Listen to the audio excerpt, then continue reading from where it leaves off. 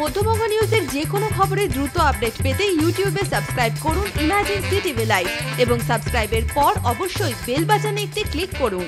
মনোনয়ন পেশের পর জোর কদমে ভোট প্রচারে জঙ্গিপুর কেন্দ্রের সিপিএম প্রার্থী জুলফিকার আলী শুক্রবার বিকেলে বহরমপুরের বহুরুল এলাকায় ঘুরে সমর্থন চাইলেন মানুষের কাছে।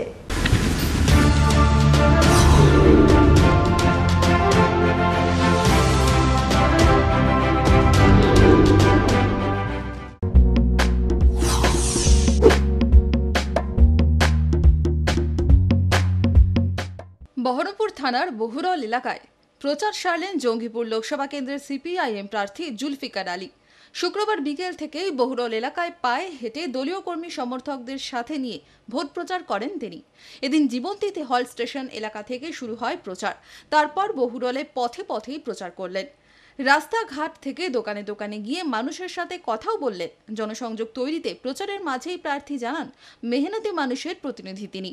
সারদা নারদার ব্যাপারে তো আপনারা সকলেই জানেন, গোটা পশ্চিমবঙ্গের মানুষ মুখিয়ে আছে যে এর একটা জবাব দেবে।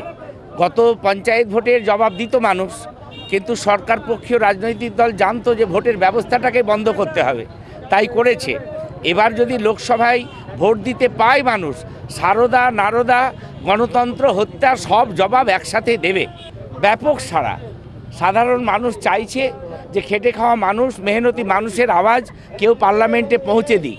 আমি কাস্তে হাতুড়ি তারার ক্যান্ডিডেট, সেই ভরসাটা ওদের উপরে রাখতে পারছি।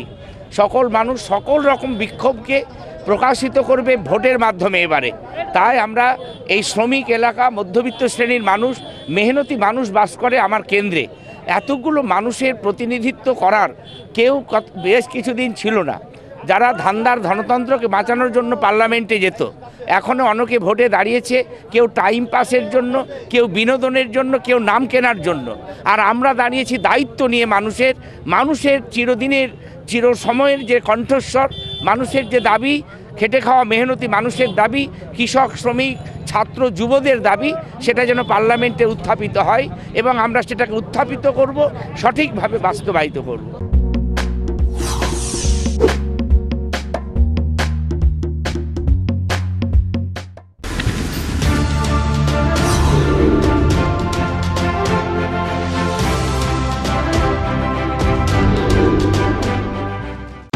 মধ্যবঙ্গের ভোটের সব খবর সবার আগে আপডেট পেতে আজই আপনার স্মার্টফোনে গুগল প্লে স্টোর থেকে ইনস্টল করুন ইমার্জেন্সি টিভি অ্যাপটি আর দেখতে থাকুন ইমার্জেন্সি টিভি, মানুষের কথা সরাসরি মানুষের মুখ থেকে।